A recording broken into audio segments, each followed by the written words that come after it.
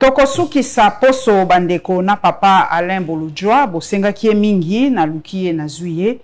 Bon, bozo lukapeto yamba ba député, mais ba député na no ba vandisi penza masolote.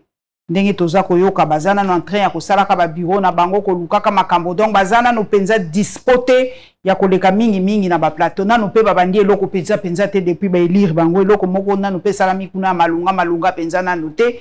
Donc eza moi pasi ya kozwa ba députés nationaux o bazali élu na mandature oyo. Bon, na boaka ki libanga epa ya papa Chibalabala oyo azali baza ko proposer comme premier vice-président Assemblée nationale. J'espère que au courant de la semaine prochaine à kozwata moi 1 heure ya ko le kana plateau nangai na boaka ki pembela epa ya papa Christian Mwando Simba ko lobana biso eloko nini ko le kana ensemble poto ko yoka ba départ intempestif ndango toningi tozwa moi point de vue na ye soki ba ko yoka ngai à travers message oyo ba ke plateau na biso ezali polele poto yamba bango. Donc bo like bo s'abonner massivement na la Lion TV officielle pe na partisan RDC papa Bolojwa esengo mingi ya koyamba. Mboti na malangai, mboti na balandi. En tout cas, merci beaucoup pour l'opportunité. Esengo mingi ndeko actualité ezali kaka en tout cas likaboka ya papa Nicolas Kazadi. Na otiko tanga pe pa Patrick Lokala ndeko nangai alobi en tout cas parmi ba ministre ba alingite ya mona reconduit ezali papa Nicolas Kazadi. Mais ba son de cloches eza ko bimebele ba musu balobi te Nicolas Kazadi il y a des questions bongo par rapport il y a ba facture ba pesa ki. Mais balobi mais ayeba kite est-ce Kazadi na ba service te ou ayeba kike ba sala ki sur facturation. Motuna ya makasi nde yango na donc papa Nicolas Kazadi zaka soki ba kotiseli eloko ya sala kaka procédure d'urgence pour une certaine catégorie. Yango to akotuna motuna liboso azana ba conseiller te o ba yeba ke sur facturation ezali to ya mi balé procédure d'urgence et ngi koloba nini bana mboka ba comprendre. Oui, en tout cas, c'est une question où Singa assez de réflexion. Je trouve qu'il y a beaucoup d'émotions dans un débat wanande tozoyoka nde tozomona. Je trouve qu'il y a beaucoup d'agitation, surtout de la part de bateau Bazana Poussa pour défendre M. Nicolas Kazadi. Je ne sais pas si je n'ai pas été le premier, mais j'étais parmi les 5 premiers au Balansaka alerte sur la gestion naïe. Avant na kota penza na mozindo ya question na yo, ya repé sa réponse na yo. Mais il a rappelé bino que M. Nicolas Kazadi avait fait une émission avec Christian Le Sakweno. Oyo, à l'époque, c'était en 2022, Balobaka naïe qu'il aurait détourné 464 000 $. Aeko Sala, droit de réponse pratiquement, alors il a 464 000 $, il a 940 000 $, mais ce n'était pas du détournement. D'après lui, Azaraki a payé 2 fois la facturation, il y a une prestation. Oyo, batu moko basalaka musala entre guillemets pour le compte de l'État na province à Chouapa. Il y avait un projet, batu moko ba gagner le marché. Il devait faire le travail et au finish, et on va foutre à 940 000 $. Ce monsieur a bimisaki 940 000 $, et après avec bimisaki sous 940 000 $ pour le même dossier. Ce que je vous dis, yemoko mutalobango. Et je peux vous démontrer même ma partie à vidéo pour les réseaux sociaux. Ça, c'est déjà un crime. Pour Batunde, Bami pose la question, quelle est la mission? Il y a un ministre en charge de la finance. Mission des années. Ministre en charge de la finance, Azali Kotala tous les aspects, il y a finance. C'est lui qui est chargé, il y a veiller sur le système financier à Congo. Le fonctionnement de toutes les banques, tout ce qui touche à l'argent, yende mutakipaka. Akipaka, ba recette, tout ce qu'il y a comme procédure, mécanisme, il y a mobilisation à fond, à la rapé, ba dépense, tout ce qu'il y a comme mécanisme et ainsi de suite. C'est là où maintenant il faut batoubaye, bapo, ce qui va y bien noté, ba qu'on risquer, qu'on paie ça y raison. Par ignorance. Il y a eu des normes qui ont été établies en matière de finances publiques. Nous tenions sur Yebi et à la recette et à la dépense dans l'État et d'aller normaliser. En matière, il y a ma dépense. Il y a ce qu'on appelle la chaîne des dépenses. Chaîne des dépenses. Chaîne des dépenses, ils allient le mécanisme autotia par souci à transparence. Donc, étape ni suka. Pour na nakodekese mbongo. Ok. Alors, ezali na 4 étapes. Oyo bana nyonso basali économie, basali tanga finance publique, bayebi. Il y a liboso, c'est l'engagement. Il faudrait que l'État se rassure d'être légalement obligé de payer. Voyez-vous? Deuxième étape, vous allez na o babengi liquidation. Okay. C'est-à-dire que l'État a enclenché déjà un mécanisme, il y a paiement pour arriver à payer. Mais attention, pas directement payer, mais voir comment c'est fait. Troisième étape, on va bien ordonnancement. C'est-à-dire qu'il émet des documents où il peut accès et il peut s'endingisa na batu où il faut pas bimisa bon. Parce que bon l'État est fan de la compte du trésor, c'est la banque centrale. OK. Donc bon bimaka na BCC. Ezaka na banque centrale. Banque centrale a na ba compte na yé na banque commerciale et banque commerciale. Mais la banque ne peut agir que sous ordre. Il y a BCC où ils allient banque de banque. Quatrième étape, c'est là maintenant procède le paiement. Alors, dans 4 étapes pour Anna, sur le plan technique, Tokabola en 2. Il y a un côté administratif, il y a un côté comptable. Côté administratif, il y a eu 3 phases à l'Iboso. C'est-à-dire que engagement, liquidation et ordonnancement. Et puis à Souka, il y a un paiement, il y a un aspect comptable. Parce qu'il y a un aspect qui fait passer les écritures comptables. Sur les 3 phases à l'Iboso, nous avons l'Iboso dans la chaîne de dépenses, il y a Bandaka, il y a le gestionnaire de crédit. Le gestionnaire de crédit, c'est un agent de carrière dans le ministère du budget. À côté là, est-ce que dépenses autonomes engagées, ils ont accepté dans le budget promulgué par le président de la République après validation de l'Assemblée nationale, le Parlement qui est l'autorité budgétaire. C'est-à-dire que c'est un caractère légal. À Talabi, oui, Bazan a droit à Robimesa, Mbongo, à l'Ekisiango, et qu'il y a une direction, il y a contrôle budgétaire. Bango, c'est quoi, Batalaka? Nous sommes dans le ministère de la Finance. Non, budget kak. Budget, ok. Et là, ma phase à budget, nan. Ah, ok. A joué à Talabi, ok.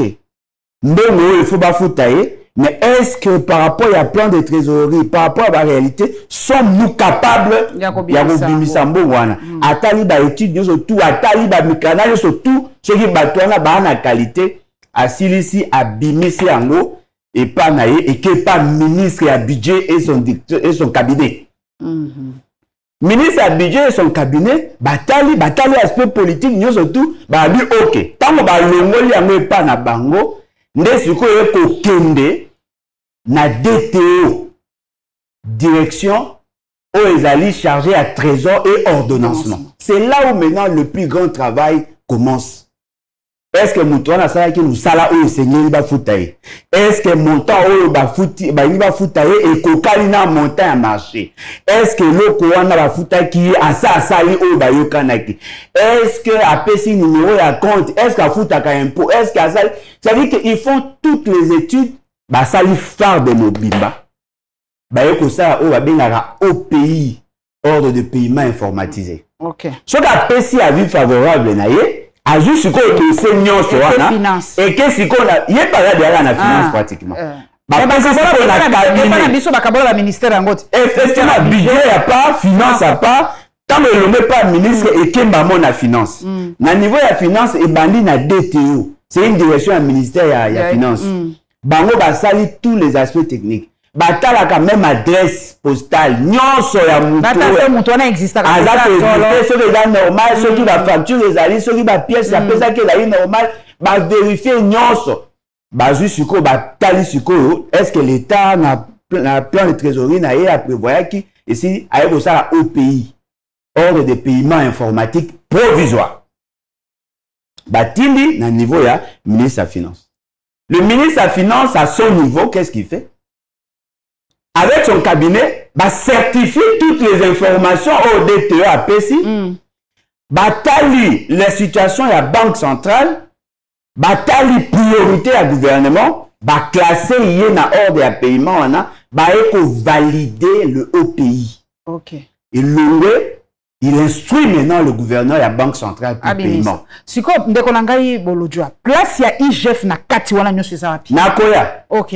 Tango asali eloko wana et comme na Banque centrale, la Banque centrale n'a pas besoin de vérifier. Pour éviter que Moussa c'est salami. Ok. Il y a côté la vie, ok, oui, nous sommes convenus avec le ministre de payer, type la misala na, après si ordre na comptable na biso ou à la principale ya nation ou à simbi mbongo ya l'état a copié sa siko ordre de paiement. Il y a kozwaka mbongo a na compte ya mutuana ou à PC na maboko. Moussa nae et Sili. Alors, d'après l'esprit, il y a contrôle. Parce que dans la gestion, il y a ce qu'on appelle le fonction managérial. Tozali na planification, tozali na organisation, tozali na direction et le contrôle. Le contrôle maintenant c'est fait à plusieurs niveaux. Ensuite, il y a un mécanisme et un contrôle de la chaîne des dépenses. L'État a créé d'autres structures de contrôle. Na kati ya structure ya contrôle, il y a notamment l'IGF. Ah ok, il y a zaka pona. Il y a talaka esika nyonso na mbongo na patrimoine nyonso ekotaka. Soki azana ba soupçon.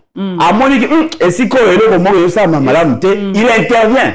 Il intervient partout. Donc il y a quoi intervenir partout. Partout. Ok. Esika nyonso lo ba l'état, o ndako, o couleur, o mutuka, o tout. Il y a contrôlera partout. Aza le kola, muto l'État tient ça. Parce que les gens confondent l'IGF et la Lingeti. Je parle de principe. Ça dit que Azu Atal, il y a Kotala, est-ce que la procédure a été respectée? Est-ce que Mouton a ça qui nous salarié? Est-ce que Mouton a existé? Est-ce que Théo est à solo? Est-ce que l'élément va passer à solo? Est-ce que Mouton est à Bima? Vraiment, il y a Azu d'information. S'il constate qu'il y a un problème, il fait son rapport acquis des droits. Il a double autorité. Autorité naïa liboso sur le plan technique, c'est le ministère de la Finance ou à émettre les documents. Sur le plan politique et administratif, il dépend du président de la République. Donc, il peut bloquer machine à lobby. Il a le pouvoir de décider sur tout ce qu'il y a trait dans la gestion en matière de patrimoine. Lui n'est pas dans la politique. Ce qu'a Monique, il suspend, ça ce sont des mesures conservatoires. Il suspend la procédure et il a orienté la décision du chef. Parce que lui en réalité ne décide pas en dernier ressort. Azali Moutoyo a cause de la mesure conservatoire pour éviter à ce qui est fraude, mais fait rapport à qui des droits pour prendre la décision et cause applicable na marque. Donc vous comprenez que si la procédure n'est pas respectée, ça donne lieu à spéculation, ça donne lieu à détournement. Alors, la question maintenant, par rapport à procédure d'urgence. So, lobby, procédure d'urgence, c'est l'équipe mingi, surtout par rapport à camarades naye, il y a bandeko naye, il y a tout ça. C'est là les crimes. Pourquoi Kakabango va faire la procédure d'urgence va te moussousouter? Stratégie, c'est quoi la procédure d'urgence, les années? Procédure d'urgence est un mécanisme et une mesure exceptionnelle. C'est-à-dire que le col à chaîne de dépenses, c'est Ali Moulaï, le fait seulement qu'il y a une urgence, on prend une décision exceptionnelle. Pour faciliter exceptionnelle comme règle. Voilà. C'est ça maintenant le problème. Voilà. Alors, ma procédure d'urgence, c'est Ali. La procédure d'urgence, c'est-à-dire, on ne passe pas par les gestionnaires de crédit. La chaîne de dépenses, on passe du ministre en charge de la finance à la banque centrale. Malamoko. Donc, la procédure d'urgence, un papa pour comprendre, est légal. C'est légal. Mais ils ont des mesures exceptionnelles. Donc, ce n'est pas la règle, en fait. Et quand ça, non,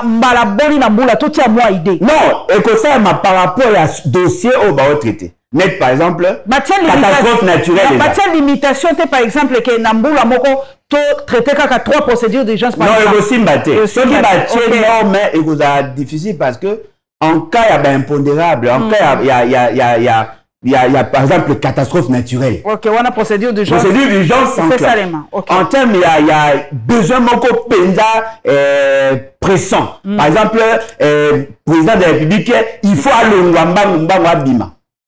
Là, on peut appliquer la procédure d'urgence. Au lieu qu'on a voilà la situation de guerre.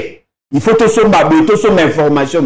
Là, on peut appliquer. Ce qui veut classer en termes, il y a nombre, l'urgence se pose à tout moment. Mais attention, en matière, il y a des infrastructures et consorts. Il y a un fait naturel qui empêche à ce que le Cameroun, par exemple, érosion de Matadi, ça devient urgent. On a procédure d'urgence et qui faut s'appliquer parce que sur le salamité, ça a une incidence à ce niveau. Alors, la procédure d'urgence, le ministre de la Finance décide sur le décaissement, la Banque centrale exécute, et après, on vient maintenant régulariser. C'est dans la régularisation que l'on observe que le montant qui prévu dans le programme est largement inférieur par rapport à montant ébimé. La PSK à Cameroun. Le programme, il y a un projet na bango et à la francophonie. C'était la procédure d'urgence. Fort malheureusement. 62 millions de dollars, bien qu'ils aient été sur facturation. Le fait seulement que c'est que non, il y a question de visibilité. Il faut tout ça là, pour impressionner Alain Bolodja, le bagaming, na bateau, le baga. Il faut tout bimisa mbongo pour que tout ça là. Si on le comme c'est comme ça, sur ordre du chef, dans l'oralité, le trésorier Mokondi, l'argentier national, instruit la Banque centrale à faire sortir. C'est-à-dire que Mouto a sali demande Yambongo à passer par les gestionnaires de crédit, à passer par le directeur au hasard chargé à contrôle budgétaire, à passer par le ministre à budget, à passer par le DTOT, à pas ministre, le ministre instruit à la Banque centrale de payer. Bon, on a 62 millions de dollars au total qu'on méritait, mais nous sommes pressés. Bimisa soit 20 millions, c'est quoi Babimis? Mais pour la dossier, Bimisa soit 35 millions, Babimis. Baxia soit 12 millions, Babimis. Et nous avons 50 millions, Babimis. C'est quoi le trésorier, Mouto Azab, comptable national, principal, au la Banque centrale, avant pour la bonne ébima. Avant comment? À l'objet, par exemple, dossier, j'ai la francophonie. Autant. Mais il y a des budgétés. Oh, il y a des budgétés. Il y a des budgétés. Il y a des budgétés. Abimisi, si vous avez autant de il va régulariser, mais moi, il y a 330 millions d'euros. Mais qu'est-ce qui se passe? On a besoin de 330 millions. Bon, vous avez qui n'a compte. Et tu gagnes beaucoup. Ah, non, mais vous avez 62 millions. Bien de mon qui pièce T. Oui, ça que je sais. Oui, là, c'est tout bimisi. Bon, bimisi. Quand on va bimisi, il va régulariser, poser problème. Alors, ministre est en monique, et le quoi, Béchon est à Tchouki, et là, Moïbi. Aïe, l'UNESCO a chargé le concepteur, le bénéficiaire, il y a crédit. Nous, à Sengati, le porteur, le coordonnateur, il y a projet. La francophonie. Ah, bien non, il y a présent 62 millions. Oh, je le banane, il y a idéonté. Habité, il y a moins de 1300 oui. Nous avons la chaîne de dépenses. Il y a 62 millions. Les restes retournent en matin. Sauf que ça qui va dépenser n'a pas imprévu. Les ministres, c'est ce qu'on a séduit. Bateau balandaraye, na le kuta na ye a séduit bango. A l'obi non voilà, bateau bajera qui joue à francophonie. Non, bateau joue à francophonie, bah na chaîne de dépenses. Donc, monsieur Chi, il y a qui na bureau, il y a raison pour réclamer. Non, mais il a raison à quoi qu'on réclamer.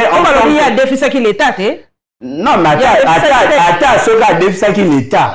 Il faut que l'État dise mon déficit pour déficit. Ce qui a un mikanda, on va autoriser qui n'a yé. Alors bien, personne qui premier ministre, il y a qui était que ça, ma premier ministre, ça m'a le compte d'être au courant. Là, il m'a vraiment milité pour l'essentiel, on va battre le couta. Mais c'est qui est vrai, ce qui a joie qui avale, il y a l'État à cause ça, parce que ça arrive, hein. L'État peut initier un projet, mais on demande à bateau, pour gérer le projet, va financer à l'auteur de 20%, 30%, et puis l'État vient rembourser. Et ça, il marque. Ceux qui avaient un Mikala n'avaient autorisé qui a ça va dépense. Et qu'il n'y a pas de pièce justificative, il y a paiement à y, il en a le droit. Il a le droit, mais au moins, il en a le droit. Alors, ministre de la Finance a dit le banaye que Batunaye va le baquet à une année à Mabé. Réfléchir. Comment pouvez-vous expliquer le budget aux acquis prévu pour une activité, c'était 62 millions. Vous avez obtenu 62 millions. Dans la ventilation, on a la rubrique Bouchaki va dépense au Yazo Senga le Lombong. 62 millions au Bino Senga qui est bimi. C'est-à-dire que vous pouvez couvrir toutes les dépenses au prévoyaki. Donc il y a ça qu'on fait partie à ma bénéficiaire. Non seulement que vous avez pu avoir les 62 millions de dollars, mais vous êtes allé au-delà. Fois 5. Toute autre chose reste inchangée. Vous devez d'abord qu'on foute à Banyongo, Bino Bodefaki, au Bozaki Bambon Nabamo. Parce que nous avons ça à 100 dollars. Pour avoir ça l'activité A. Nous trouvons la déficit à 60. Au lieu que nous avons 100 dollars, nous avons 500 dollars. Comment vous fout à Mbongo Wanate? Parce que tout ce qui est comme surplus, le superflu, au Bozu. Et pour qui non seulement pour les projets, tous les projets, mais aussi supporter les dépenses. Mais bon, on prend la forage. On va appeler justificatif, tu as lobby, biso to ko mona kaka forage, mais forage c'est nga makambo belé, étude de terrain, ko bongisa mai, comme potable, boye tout ça. Donc il faut comprendre que prix moko ko coûter prix wana. Et c'est là. Si quoi le problème est que il prétend être économiste. Mais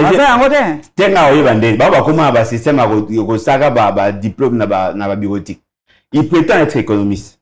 S'il est, en réalité, quelles sont les caractéristiques d'un vrai économiste? Il faut toujours minimiser les charges.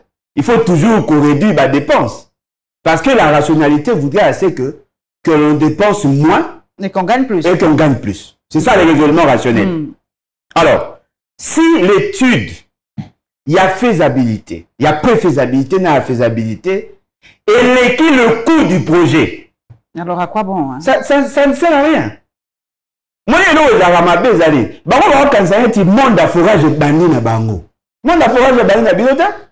il y a des entreprises dans ces pays qui font de publicité à la télé. Bandakala. Ça rappelle l'étude au Vino Salawan. Mais, combien la limite?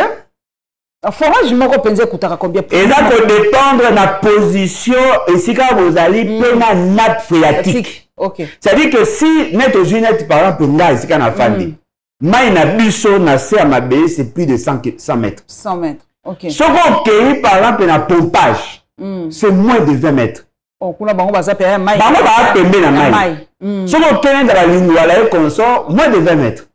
Na ba passe so au mona, mai bimaka déjà. Yango moko. Au moni, c'est-à-dire que ezalika kaya kotimola. Na mbo ba mso ngana kenda, c'est moins de 5 mètres. O bozumai. Totimola na ba pau. Oh, mai pe monani. Mai pe monani. Potable. Et ça passe au moins à l'ibouli à Mbandaka et 30 mètres. Et ça l'a atteint? Bah ça là c'est ça, mais bah Tchali Bende Moroboy, na Nzete, bah Timolara, bah Oboka, bah Timo, bah Oboka, mona, taille, moulaya Nzete, wana, maï monani. Maï monani. Pour la purifier, pour la ça la structure, ya ça la machine, on a Kobenda. Le coût sont disponibles na Internet. Vous comprenez? Les cours sont disponibles dans Internet.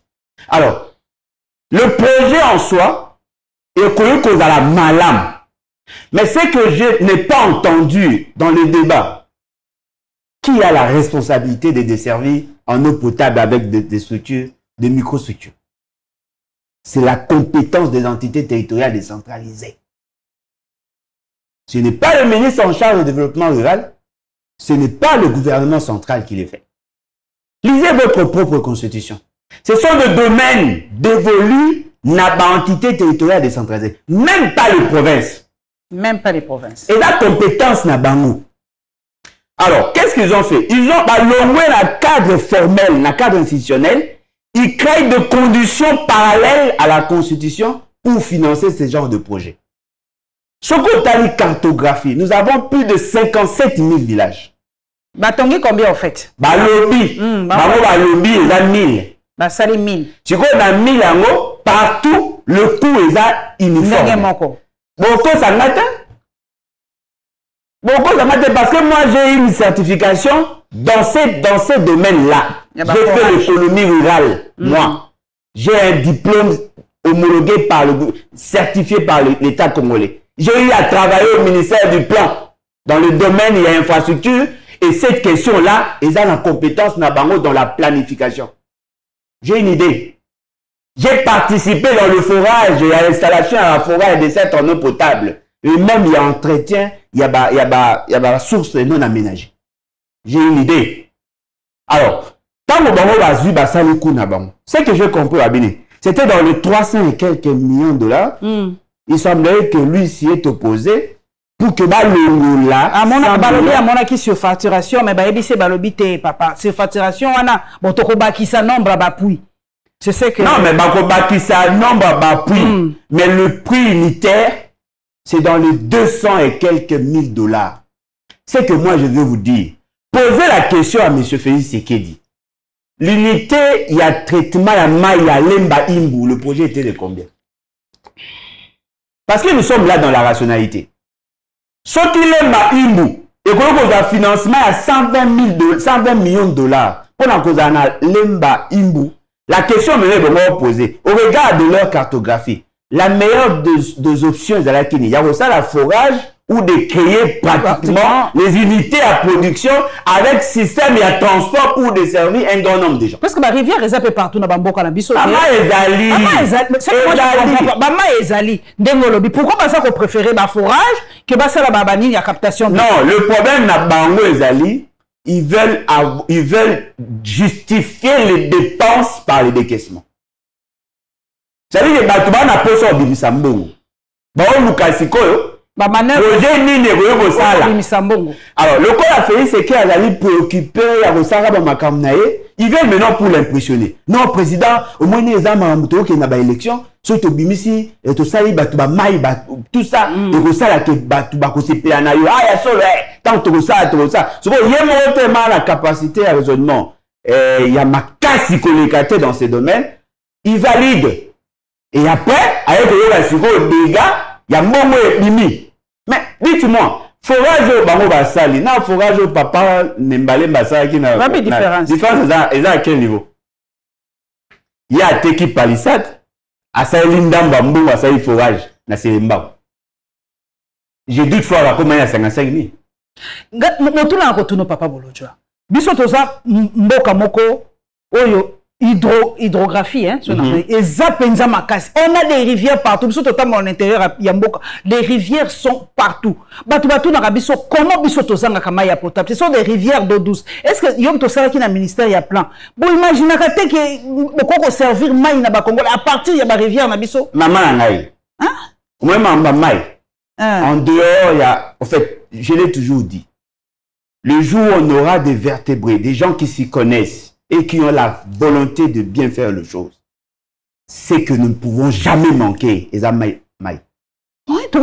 que, vous pouvez imaginer, aujourd'hui, avec de nouvelles technologies, eau salée, eau potable.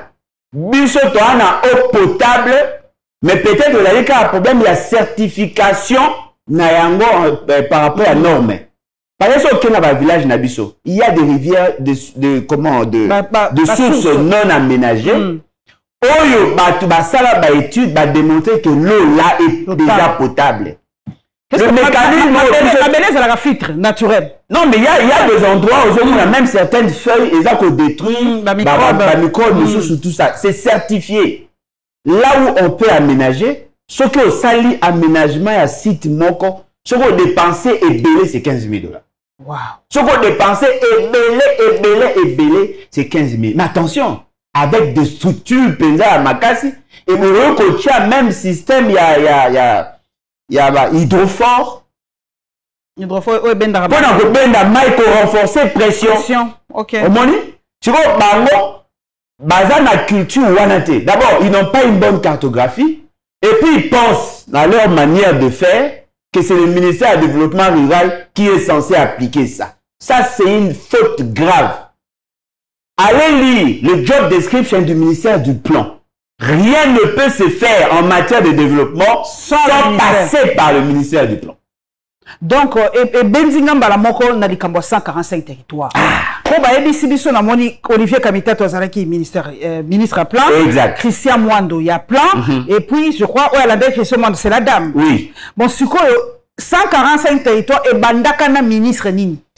145 territoires, ceux qui ont dit en termes de Ezali projet Oya, programme Oya Bango, Ezali à l'époque il y a Christian Mwando. Ok. Christian Mwando, Basali conception, il y a 145 territoires, ils l'ont défendu. Bazui, Basali budget estimatif, Basali étude, mais dans la faisabilité, et ça qui est écolongo. Parce que lui, il est parti avant mise à la fin. Il y a des études, il y a faisabilité. Parce qu'ils étaient acquis séquentiels. Tant que la dame a eu les études, les conclusions à des études, et que Salema, en ce moment-là, Bemba avait fait une déclaration. Projet à 145 territoires. Qui emporte Nani Penza Banda qui Angoko Banda? Christian Mwando, Olivier Kamitatou, to Maman Labiso, j'ai dit tout. Ni l'un. Bon, Olivier Kamitatou, il est à moi, Moussika, parce que il y a des poids à Longwa, la période il y a Kabila. Après, il y a eu d'autres ministres et à plan au Bayaki après. Je pense que avant Christian Mwando Azala, il y avait Bahati. Avant Bahati. C'est pas un plan. Si je ne m'abuse pas, il y avait Bahati. Avant Bahati, il y avait Jean-Lucien Boussa. Hein? Bazalaki. Mais le ministère a plein même de tiens de sécurité à Azaka. À 6 mois. Aucun projet, aucun programme, tout ça. Donc, bateau, Bassal, d'abord, la responsabilité, que ce soit en matière sur le plan politique, sur le plan conceptuel, sur le plan de gestion, sur le plan pénal. Et ben nous, on a M. Félix Sekedi. C'est son programme. C'est 147 Esaïe. C'est son programme. C'est lui qui porte. C'est son programme. Ce qui est Bongi. Madame, c'est son programme. Ok. Yemoko a commis en préface naïe parce que c'est lui qui a préfacé. Ok. Abi sur mon initiative, n'a eu idée à soutenir 145 territoires à Saliamo. Deuxième étape. Va mettre en place comment un plan, mettre en place le cadre organique et fonctionnel. Dans l'organigramme au bâti pour la mise en œuvre du projet Nabango, la première instance est le pilotage politique. Ouanande Félix Tshisekedi n'a pas gouverneur bazana 4. Deuxième niveau, pilotage stratégique. Le premier ministre et les ministres sectoriels bazana 4. Troisième niveau, comment la coordination est dirigée par le ministre du plan. Tel que nous sommes là, la dame a ministre et à plan. Mouta conservé qui a ça Christian Mwando. Bateau, Mouta a concevoir. En fait, la conception est dans la phase. Et ça de manière séquentielle. Ok. L'initiateur est un concepteur. Ok. A juste quoi à mettre en gros pour que ça la étude la préfaisabilité. Étude la préfaisabilité, la Christian Mwando. Début à étude la faisabilité, parce que l'étude la préfaisabilité, c'est étude sommaire. Ok. Au moins, na tonganda quoi, na tonganda va deux chambres, salon, cuisine, salle de bain. Il faut dans moi couloir, moi tout ça. Yo ça y étude non. Tu vois, ingénieur tant architecte à côté la dimensionnement, à côté le coût. Il y a projet en termes de fondation, en termes de nini et les phases. Vous comprenez, c'est-à-dire que la conception a commencé par vous, mais la personne maintenant a rendre un mot potable, les allumes moutons et finir. Mais sur base d'idée, il y a des pas. Tant que ça lié à moi ici, débit, il y a étude il y a faisabilité, salami, bango ba longwa. Tant que longwa, la dame avec Okuta, pratiquement vers la fin, il y a étude à faisabilité, la mise, mise sur pied, il y a plan opérationnel. La dame a bandi sur quoi va continuer dans ces projets-là. Financement, projet, et ça qui tape à l'œil. C'était juste pour attirer. Parce que ça a mis juste avant l'élection. Mais balobi batomi sato, balobi totia yeka katepo batomususu na yambaki ya balobi mama tuluka mobali na ebo excusenga meza malobe bima qui est pas ya invité apesa ki projet financement ou hein mama nyoso wana apesa ki pinu de po papa ali pembeni ba musu balobi ezali kaka pinu de te ba nini mususu ba structure mususu pe ezala ki nakati. Non mais attention. L'ordre hiérarchique est dépendant d'un classement dans l'organigramme. Ce que moni batie mutuli kolo ya muninga, c'est-à-dire que yende ada likolo ou yena sima aye na deuxième position. Donc babandaki na PNUD. Baza 3. OK. 3 organes au baza censé à exécuter. Il y a liboso la PNUD, il y a mi balé et la BSECO, il y a mi ça tu la CEFF. Bango de balali censé il y a mise en œuvre. Alors, tout ce qu'il y a comme coordination opérationnelle est la PNUD. Tout est la PNUD. Au regard, il y a organigramme là-bas. Oh, tu es l'aspect technique. Oh, nous sommes sur l'aspect technique et la BSECO. Et puis, on a un bango na cadre à Rotala sur le plan exécution en termes de action au bazar comme ça. Mais si on a l'organigramme côté, il y a conception, il y a politique. Vous vous rendre compte que les ministres provinciaux ne font que de la figuration. Parce que le président de la République et le gouverneur, bango bazali na pilotage politique. Bah, c'est combien de fois? 2 fois. Au Kitinase, le premier ministre et le ministre sectoriel, bango bah, c'est déjà combien de fois? Naebi de ce bah, c'est déjà sous. Au longo wana, au état stratégique et état opérationnel, la coordination, le ministre du plan, c'est-à-dire que c'est le ministre du plan qui est censé, il y a mise en œuvre. C'est là où on effectue les dépenses, c'est là où on installe les chantiers, c'est là où on fait la cartographie, c'est là. C'est-à-dire que bango ne ba censé avoir ça à nyonso.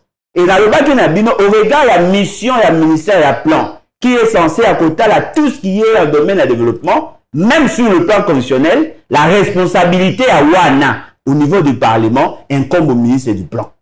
Et là, ils n'ont pas ces années. C'était une manière pour eux de vous endormir et à côté d'établir frappe. On a organisé toute une conférence de presse pour vous démontrer la dangerosité de ces programmes. Tenez, ils vous disent que il va faire développement à 1 million d'euros. Faux. Parce que la question du développement à 1 million d'euros, elle a eu non seulement transversale, mais elle a eu multidimensionnelle. On ne peut pas penser que le développement infrastructurel est l'élément déclencheur du développement. C'est faux. Ça doit se faire de manière coordonnée et de manière de manière systémique. Coordonné entre Nani Papa Bolojo. Maman, on ne développe pas un peuple. On aide un peuple à se développer. On ne développe pas un peuple, mais on aide un peuple à se développer. Yo sombi zélo, sombi ciment, barre de fer, on a main d'œuvre, on a bureau, on a école na mbuka. Vous pensez que vous aidez bon? Pour créer des incitatifs, pousser à ce que les gens profitent du projet, il faut les associer en amont comme en aval. Tant que vous voyez que ça la chantier, et que ba tete bozuana, ba maçon bozuana, ba matériel musu bosombiwana, bokomona batuana bakola non seulement intégré dans le projet, mais ils vont aussi bénéficier de ce qu'on appelle les externalités positives. C'est ça l'intelligence de à l'université en dehors de l'ICC. Alors, nous avons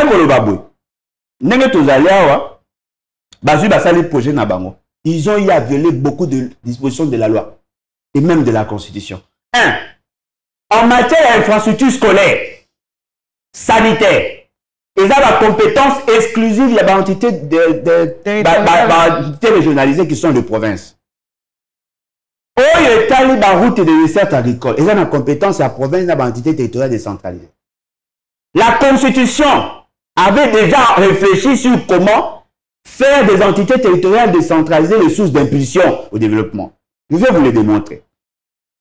Les provinces ont ont droit à 40%.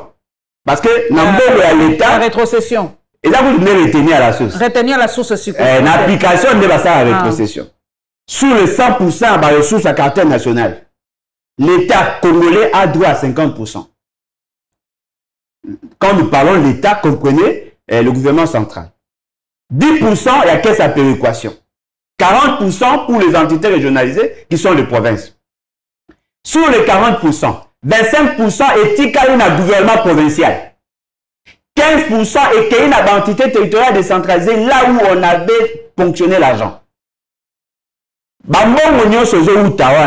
Ils allaient justement pour financer le projet de développement. La province a problème ou l'entité territoriale décentralisée a problème. Ce qui va un projet moko, au regard il y a promiscuité na bango, au regard il y a la réalité na bango financière, peuvent recourir à la caisse à péréquation pour avoir le financement correspondant. Alors dites-moi, entre le fameux programme à 145 territoires, qui n'est qu'une action ponctuelle, parce que dans leur programmation, ils avaient prévu 1,660 milliard de poussière. En une année, et commis le bilan de toute une mandature. Parce que ça continue. Non, et bandagi na mandat les bosso. Et là, les mamans et commis le programme à 100 jours, tu es ici là.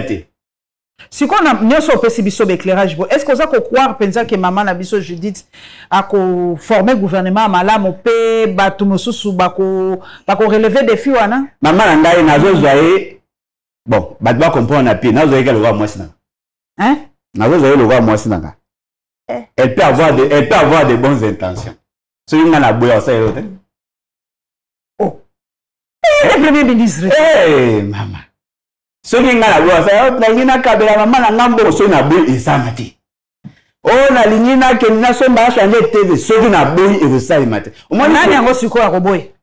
Tu na caméra bien clairement. Na ina sabino caméra bi boya. Alobi ni caméra. Alobi maman on est na moni ayebi makam surtout qu'il y a un programme il y a 145 territoires na mutuna c'est-à-dire que azo sabino que sur les 145 territoires et simbité il est tout responsable le quoi dans un programme à 145 na mutuna et que mokonza mboka va compter na mutuna il faut bâtir qu'il ait main libre qu'il n'y ait pas des interférences pour qu'il ça la malam maman nangai est-ce que peuple interfère en action gouvernementale attends OK qui peut empêcher un premier ministre de fonctionner quand mouton a nommé Félix Séké a deux dimensions que les gens doivent maîtriser.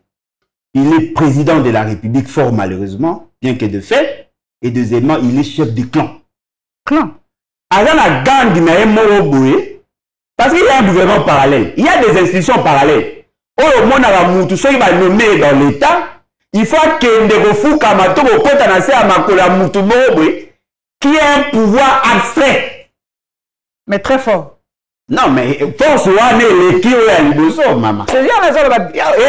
Et l'équipe à l'Iboso. C'est vrai, vous avez un numéro à cause de ministre, ok, au côté de ça, ma colozongi, bazou la tio signe à quoi, et après aussi sindo, koki, et là, il y a quoi, bazar qu'on investit, il y a un pouvoir, voilà. C'est là le plus grand problème. Comment ça va se faire?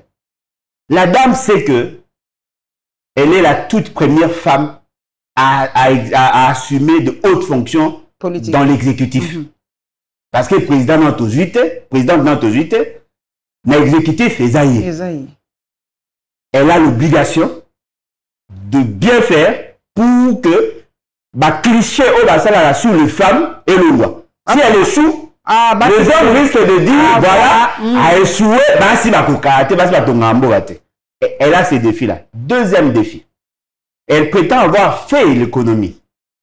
Elle doit prouver à la face du monde tout ce qu'elle a dit. Parce que si elle échoue ici, bateau va le mettre qu'elle ne méritait pas. Maman, ça va sur la tête. À cause ça là, il faut approuver de quoi elle est capable. Troisièmement, biso bateau on dit maïté. On dit mettez pas à moi si ton n'est pas. On ne mettait pas un petit de coquita. Pas à moi si na moni. Oh, mais si vous savez moi bon animal ça me le connaît. Il va mobile. Hein? Désolé de m'amener ba petite. Mais on est bonne organisation na ba sexe. Je te là ba aptitude. Et là il le so da beti ba journaliste à Makasi na Congo ba otanga yo ba occuper sexe na hôtel. Oyaye, son passé, un passé récent, nous démontre qu'elle n'a pas la capacité de conception, alors que le Premier ministre a eu cas de la conception. Elle n'a pas le leadership nécessaire et le charisme pour orienter les choses. On m'a dit, des femmes de caractère, autant les gars n'ont mis au compas la femme de caractère. La femme de caractère, il y a ça, ouais, ça va imputation dans ma chambre, là. À son avis, elle n'est pas une femme de caractère et l'accès les a fait infractionnel. C'est le caractère des amis. Tu comment tu as tu comment tu intimidation, tu as déjà vacciné. Aza femme de caractère, je ne dis pas qu'elle est légère. Je dis qu'elle n'est pas une femme de caractère. Ce qui a sali a eu décision pour le faire appliquer. Parce que la différence, c'est Ali, le premier ministre ou la première ministre, elle ne fait pas. Elle fait faire. Elle est dans la conception. Et elle oriente les actions. Voilà pourquoi les dispositions pertinentes de l'article 93 est là que le Bakeyenda est la coordonnatrice de toutes les actions qui vont se mener au gouvernement. Il faut qu'elle soit capable de dire non, n'a pas soit déjà le ministre Baoutia à orienter dans le sens. Parce que c'est lui qui a fait la figuration. Oh, photocopie, il y a pouvoir. Nani Sama Lukonde. Il est passé inaperçu. Oh, Kuna ministre a reçu. Alors ça, madame Naye, il y a évité. Oh, Kuna est pesté. Alors ça, madame Naye, il y a évité. Ministre de Finance a dit 358 millions de dollars pour l'automation financière à éviter. Donc, vous comprenez que elle est en face de plusieurs défis. Son plus grand défi, c'est de convaincre Félix Séké pour une fois. À bien faire les choses. Pour Félix Séké, il a fallu au monde il y a un problème il y a les États-Unis. Yo, je dis yo, a connu ko finga ye. Ah, tozo banga makasi. Ah, yo zo karate. C'est ça ma. A finga ye. Okuna ministre aboko tout ça y. Donc vous comprenez que elle va plus gérer des crises au sein de l'union sacrée que les crises de la population. Et puis deuxièmement, Félix Séké n'a pas l'intention ou la volonté. Il y a que ça pour changer les choses. Merci Papa Bolodjo. Tango Koki, Papa Bolodjo Lengineza Ganengwana Roka Tango Kolekate. Merci en tout cas pour liker, pour s'abonner massivement dans la Lyon TV officielle, partisan RDC. Papa Bolodjo Aza Abisso, à Kolekaka Kakoya pour expliquer Bisso les sous suite. Les lois n'ingana tia penza accent mingi sur décaissement ya mbongo ya l'État, chaîne de dépenses ngi kolobani ni po. Kapena otonganda ou pas Nicolas. Anga chaîne viens là, là, on a parlé là, ça la chaîne ils sont pas moko tikato se kakato te destrasa pour makamboleki mingi. Makamboleki vraiment mingi. Na moni koute image ba singa soki ya secrétaire ya EPST ba ko belela ye eza lokuta. Ah, to ko comprendre te ba image yango pe ya internet mais so ba tindel biso ba certifié. Eza mo sinini. EPST. OK. Merci en tout cas, Toza Abino, toujours ensemble. Peto Monana, Mbalasima. Semaine prochaine déjà, Moussa de Kozonga Lisusu, week-end de l'amour, Nabino News.